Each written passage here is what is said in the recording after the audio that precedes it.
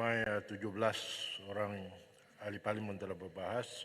Berikutnya saya mempersilakan Yang Berhormat Menteri untuk menjawab 20 minit.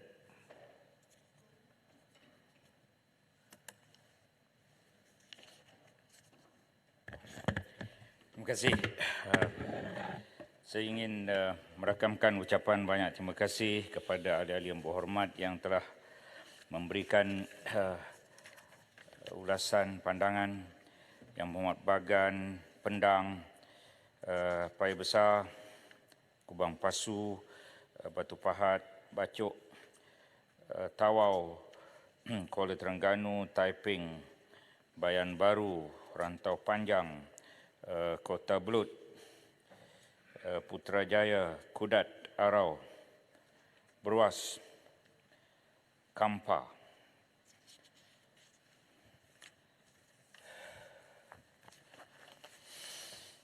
YB Taiping dan Kuala Terengganu mengenai subsidi bersasar untuk peruntukan 2024 bagi RON 95 dianggarkan 10.659 bilion, diesel 5.899 bilion, LPG, gas memasak 1.958 bilion. Subsidi diesel daripada 2019 hingga 2022, penggunaan diesel meningkat 40%, berbanding bilangan kenderaan bertambah hanya 3%. Jadi berlaku kebocoran di situ. Harga subsidi diesel RM2.15 seliter, berbanding harga pasaran sekarang RM3.78 seliter.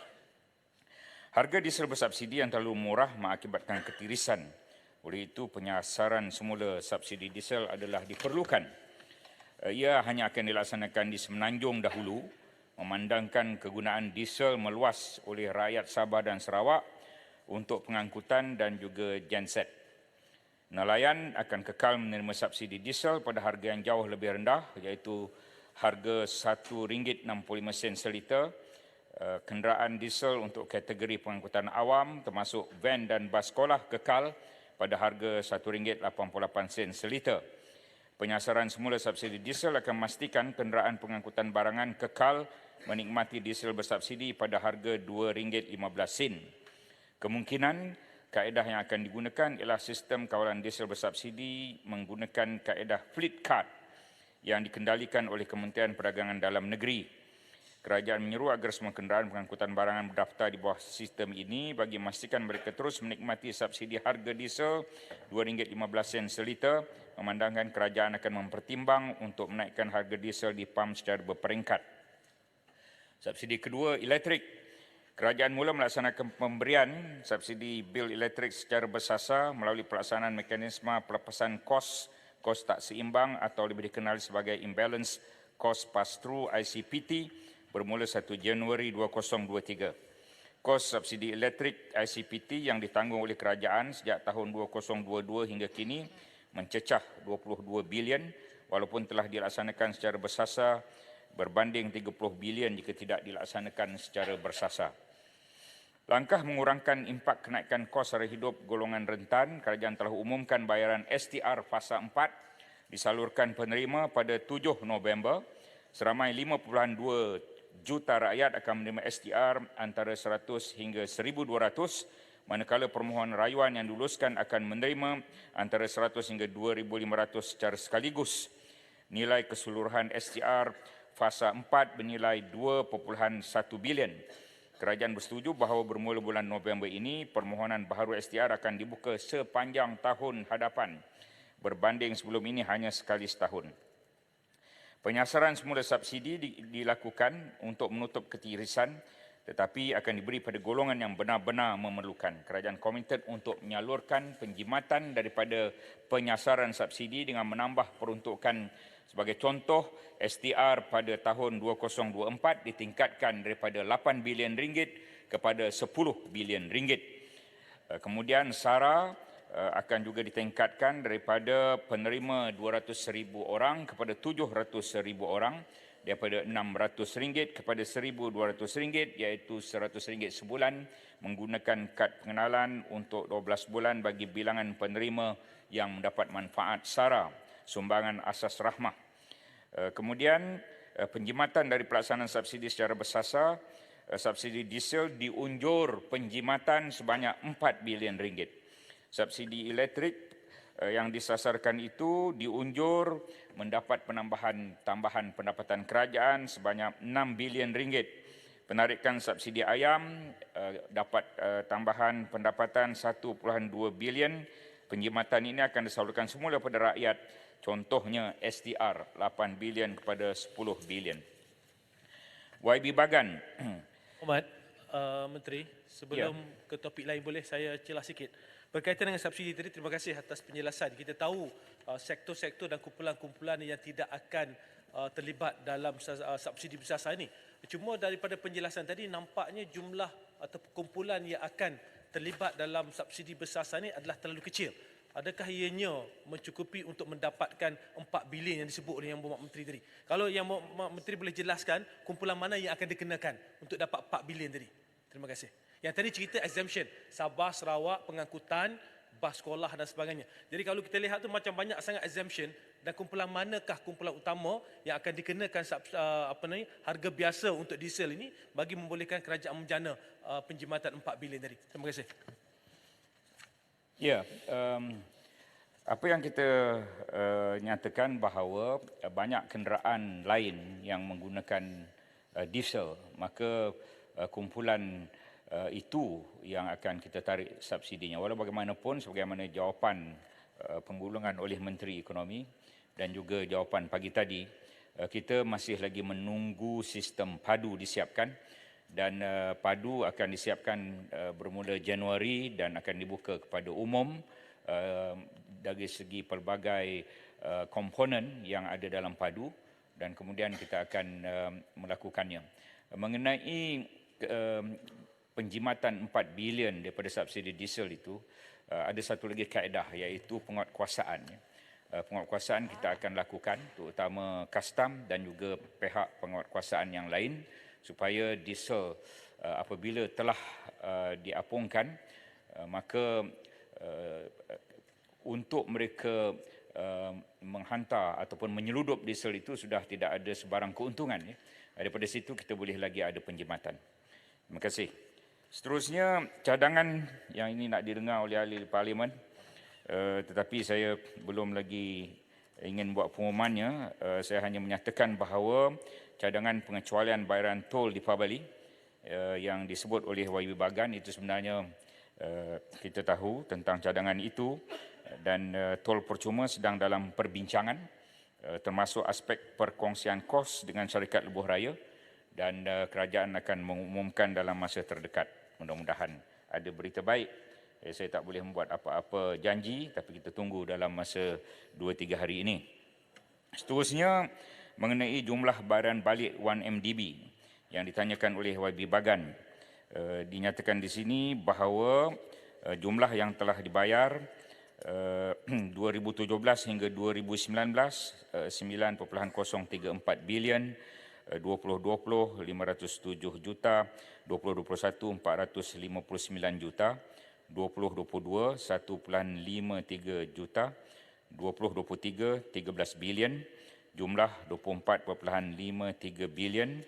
Tahun 2024 kita hanya membayar faedah 287 juta, dan bayaran faedah itu sehingga tempoh matang 2039, dan bayaran prinsipal yang terakhir 2039 ialah 5 bilion. Saya juga ingin menyatakan di sini bahawa baki setakat 30 September 2023 5.15 bilion, dijangkakan penyelesaian berjumlah USD 1 bilion atau 4.65 bilion ringgit akan diterima daripada International Petroleum Investment Company IPIC pada 2024. Ini menjadikan keseluruhan baki akaun amanah berjumlah 9.85 bilion ringgit, mencukupi untuk menampung bayaran baki komitmen hutang 1MDB berjumlah 5 bilion. Oleh itu, saya kira masalah 1MDB ini boleh dikatakan hampir selesai. Kemudian mengenai YB Bagan bertanya adakah pihak LHDN dapat bayaran 1.7 bilion daripada mantan Perdana Menteri. Saya ingin nyatakan di sini bahawa pihak Datuk Seri Najib telah membuat representasi di mahkamah dan dia akan mengambil masa yang tertentu mengenai perkara ini.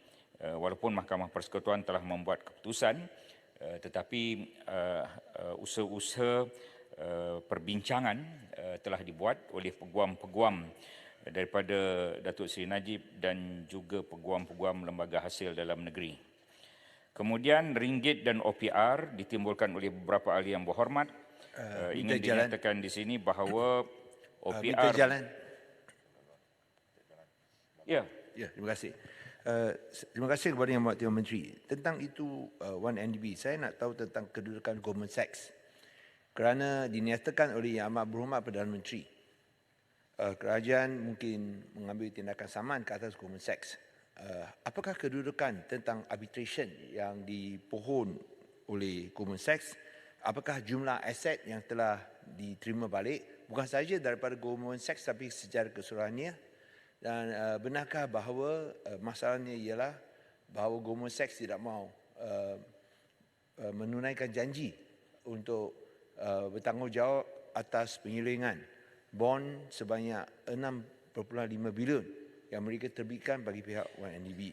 Dan lagi satu berkaitan dengan LHDN. Adakah Yang Berhormat bersetuju bahawa kita mengkaji semula prinsip pay first talk later di bawah Akta Cukai Pendapatan? Kerana ini mungkin tidak adil kepada pihak pembayar cukai untuk memaksa mereka membayar sepenuhnya jumlah yang ditaksirkan. Kerana ini adalah satu injustice. You are presumed innocent until proven guilty, Tuan Pengerusi. Dan adalah tidak patut bahawa mereka terpaksa bayar 100% dulu. Bolehkah perkara ini dikaji semula? Kalau tak boleh, tunggu sampai berbicara habis, kurang-kurangnya jangan sampai 100%, mungkin 30% atau jumlah yang dianggap munasabah. Terima kasih. Terima kasih. Mengenai LHDN, pay first talk later itu, memang kita telah mengetahui ada pandangan-pandangan yang tidak bersetuju. Kita akan membincangkan perkara itu tentangnya dengan LHDN. Saya ingin jawab mengenai Goldman Sachs. Pada 18 Ogos 2020, satu perjanjian penyelesaian telah dimuktamadkan di mana Goldman Sachs bersetuju untuk membayar USD 3.9 bilion yang merangkumi pembayaran tunai sebanyak USD 2.5 bilion dan jaminan untuk pengembalian penuh berjumlah sehingga USD 1.4 bilion sebagai jaminan pemulihan aset berkenaan dengan aset yang diperolehi dengan hasil yang telah diseleweng melalui 3 urus niaga bond yang diuruskan oleh Goldman Sachs. Pada 11 Oktober 2023, Goldman Sachs telah menghantar satu permohonan timbang tara berhubung pertikaian tuntutan bayaran interim sebanyak USD 250 juta oleh kerajaan Malaysia. Ini kerana kerajaan Malaysia tidak menerima sekurang-kurangnya USD 500 juta di bawah jaminan pemulihan aset dalam masa 24 bulan dari tarikh perjanjian penyelesaian tersebut ditandatangani. Sebaliknya, Goldman Sachs telah mempertikaikan perkiraan kerajaan Malaysia dan menyatakan bahawa ambang threshold USD 500 juta telah tercapai. Kerajaan Malaysia telah membuat kenyataan bahawa permohonan timbang tara ini adalah peramatang, merupakan satu salah watakan, mischaracterization terhadap tindakan kerajaan Malaysia dan tiada sebarang pelanggaran perjanjian penyelesaian yang telah dilakukan oleh kerajaan. Oleh yang demikian, kerajaan Malaysia sedang mengambil langkah-langkah sewajarnya untuk menggugurkan tuntutan yang dibawa oleh pihak Goldman Sachs. Yang akhir, setakat 31 Oktober 2023, jumlah pemulihan aset 1MDB yang telah diterima dan diakaunkan ke dalam akaun amanah di bawah Kementerian Kewangan adalah sebanyak 23.9 bilion ringgit, termasuk dana penyelesaian tunai yang diterima daripada Goldman Sachs sebanyak USD 2.5 bilion, penyelesaian daripada pelbagai pihak dan pemulangan aset daripada pelbagai pihak berkuasa. Sehingga 31 Oktober 2023, perbelanjaan yang telah dikeluarkan dari akaun amanah ini adalah berjumlah 19.6 bilion, baki pada akhir Oktober 2023 adalah berjumlah 5.2 bilion termasuk hibah dan tukaran mata wang asing. Datuk Pengerusi minta laluan Menteri. Banyak lagi, tebal. Oh, ya Allah, tinggal 5 minit. Mana boleh? Pasal apa duk jawab? Pasal tu panjang sangat. Cerita lama, ni cerita baru. Kenapa tak? Okey, Kita pun tanya banyak soalan tadi. baik. Salah satu soalan saya tanya pasal kod 20,000 dalam bid plus Saya perkhidmatan bekalan. minta masa lebih kurang sejam. Sejam ke? Tadi 20 minit kan? 20 minit. Kalau saya ada 1 jam, habis jawab semua. Jam. Tapi jawab sat yang tu. Sebab satu ahli parlimen Pasal naik banyak bertanya lebih kurang 7-8 soalan. Jadi saya Ambil saya 2, minta apa Sampai tak jawab langsung ambil tu. Cakap lain kali. okey. Betul tak? Duk cakap Betul, government set bagan. Kok mana ni belah Kubang Pasu tak mahu tengok bagan dia. Itulah bagan duduk depan. Janganlah mata merah. Hormat Kubang Pasu. YB Pendang dan Kubang Pasu Lagi satu saya tanya, bertanya satu lagi. mengenai Mengenai LADA. sumber kewangan untuk perbelanjaan pembangunan. Itu Sumber kewangan. pinjaman. Tolong bagi tahu pinjaman daripada mana? Pinjaman daripada bon kerajaan yang kerajaan keluarkan. LADA ini Kubang Pasu Menteri, ada sebelum bertanya kita terus kenaikan ke isu lain, sebanyak saya nak tanya 20 juta disebabkan utamanya oleh peruntukan bagi 8 projek di Langkawi secara one off, cadangan pembaikan Fossil Walk, promosi antarabangsa insentif MICE, pembaikan kompleks sukan Langkawi, pembangunan semula air hangat village, penganjuran Roots Asia 2024, cadangan pembaikan di kompleks Pekan Rabu Langkawi, cadangan pembaikan menaiki taraf perumahan Kilim, pembaikan landscape Kejut, semua ada di sini. Menteri nak tanya tentang Goldman Sachs tadi. Kubang Pasu itu tak apalah ya, dah cukup lah Adakah tu ya. kerajaan Saya dah berhasrat cakap untuk declassify panjang. agreement dengan Goldman Sachs? YB Kubang Pasu, peruntukan pembangunan tahun 2024 berkurangan disebabkan apa dia? Terdapat 8 projek yang tidak disenaraikan pada tahun 2024 kerana telah siap pada tahun 2023. Pembayaran bagi pelunasan hutang 1MDB sebanyak 13 bilion yang disediakan pada tahun 2023 telah selesai. Sebenarnya pada tahun 2023 tahun ini peruntukan pembangunan ialah 99 bilion. Tapi apabila kita tolak 13 bilion pelaksanaan iaitu pelunasan hutang 1MDB, maka lebih kurang 84 bilion pembangunan untuk 2023. Datuk Pengurusi, to be fair to Untuk Menteri, yang lain-lain dia boleh jawab betulis lah. Terima kasih.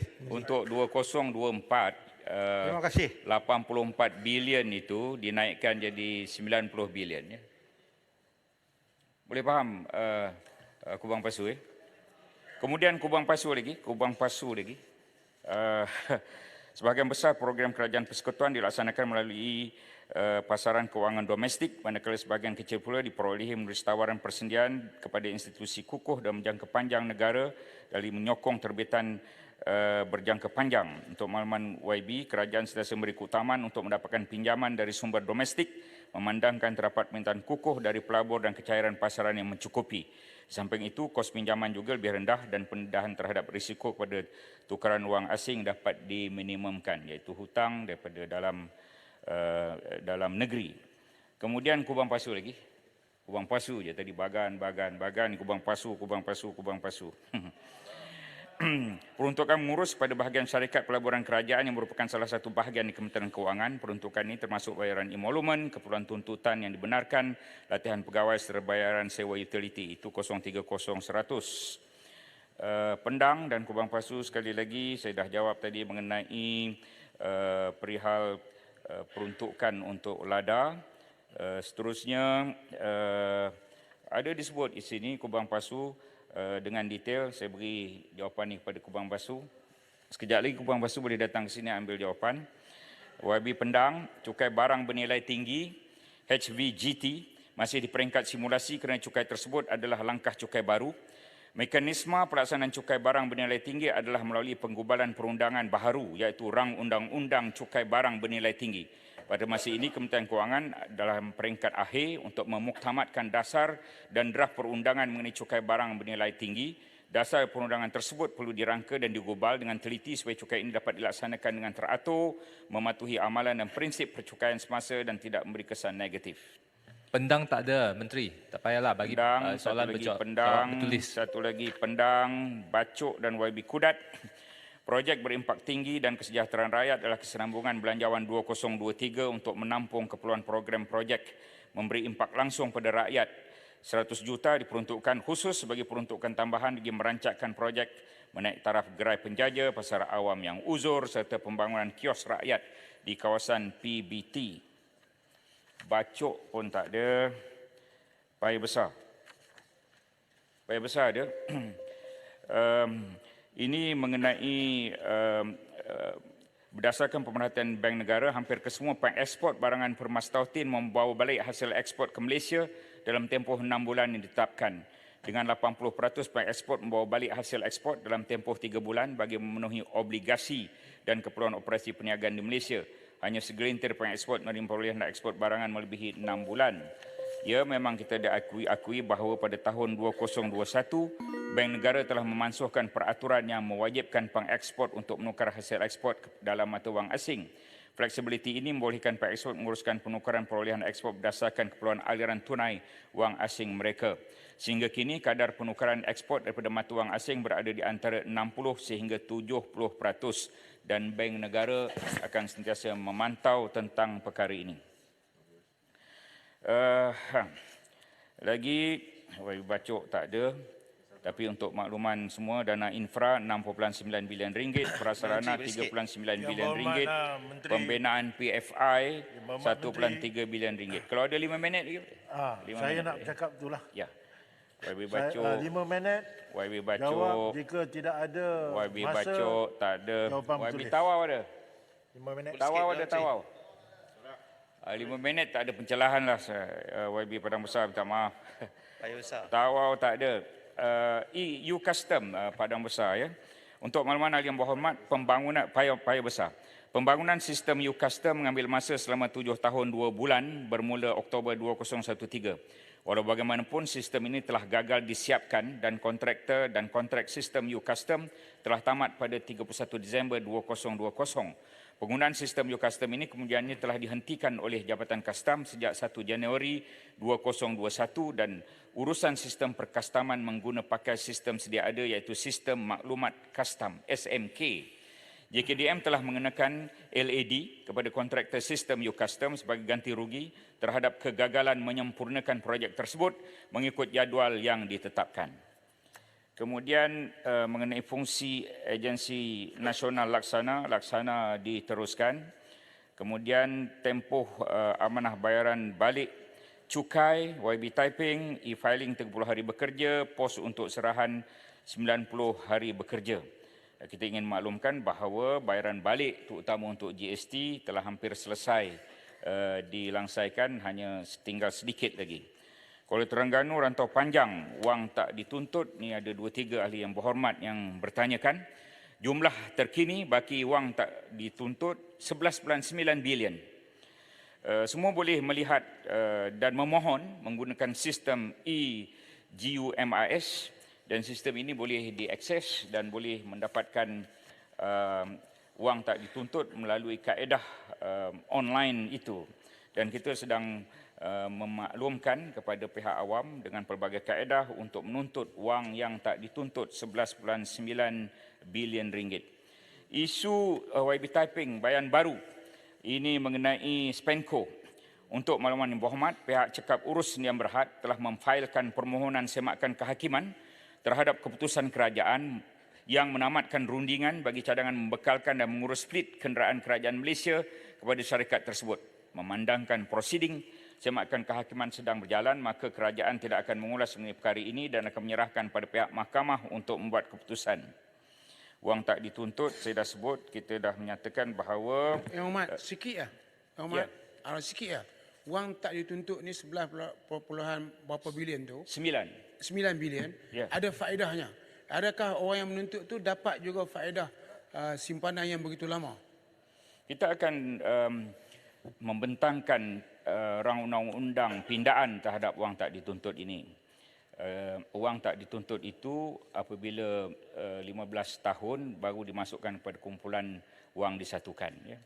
Tetapi setiap tahun kita mendapat faedah daripada 200 lebih kurang 200 juta ringgit itu dimasukkan sebagai hasil kerajaan persekutuan dan mereka yang tidak menuntut tidaklah menerima kadar faedah itu. Ya. Menteri, terima kasih. Menteri, Julutong nak ucapkan terima kasih saja, Menteri. Sama-sama. Ya, terima kasih. Di atas pengumuman kepada permintaan Yang Berhormat Bagan, berita baik untuk Deepawali pengecualian tol. Terima kasih, Menteri. Terima kasih. Belum dia umum, saya kata. Ya, tapi saya tahu nampak gaya Menteri memang prihatin dan kita kerajaan Malaysia Madani, jadi saya nak umumkan ucapkan terima kasih, Menteri. Dia telah mendahului pengumuman. Ya, mengenai peruntukan untuk Sabah dan Sarawak, jumlah pemberian kepada Sabah 1.23 bilion, peruntukan khas 133.8 juta, peruntukan khas kadar baru daripada 133.8 juta jadi 306 juta ditambah. DE untuk Sabah ialah 6.6 bilion, Sarawak DE 5.8 bilion. Kemudian apabila kita campurkan semua sekali, lebih kurang untuk Sabah lebih kurang 8 bilion, untuk Sarawak lebih kurang 7.1 bilion, tapi itu tidak termasuk apa yang dipanggil STR tadi. STR saya nak maklum di Sabah 799,817 rakyat Sabah menerima sumbangan tunai rahmah berjumlah 696.3 juta. Untuk Sarawak 873,097 rakyat menerima STR dan rakyat Sarawak mendapat 706 juta ringgit. Itu tidak termasuk yang saya kata 8 dan 7 bilion, tidak termasuk STR. Yang lain-lain saya mohon maaf ya. Sedikit mengenai GST. EPF pula, EPF, jawab EPF sikit. EPF sedang diperhalusi apa yang dipanggil sebagai akaun fleksibel. Kita sekarang ni ada akaun 1, akaun 2, akaun 3 ataupun akaun fleksibel itu masih diperhalusi, belum lagi diputuskan berapakah peratus daripada akaun 1 dan 2 itu dimasukkan dalam akaun 3, boleh dikeluarkan untuk waktu kecemasan. Tapi untuk mengeluarkan semula yang sejumlah 145 bilion sebelum ini, itu sukar untuk dilakukan. Ya, Yang Berhormat Arau. Dan ada sahabat Yang Berhormat Kampar misalnya. Ya, Yang Berhormat berkaitan dengan Lita F1 tu. Macam mana pengambil Yang Berhormat duduk. Cukup. Yang Berhormat gulung. Mohon Menteri bagi jawapan bertulis. Ya, jawapan bertulis. Terima kasih. Okey.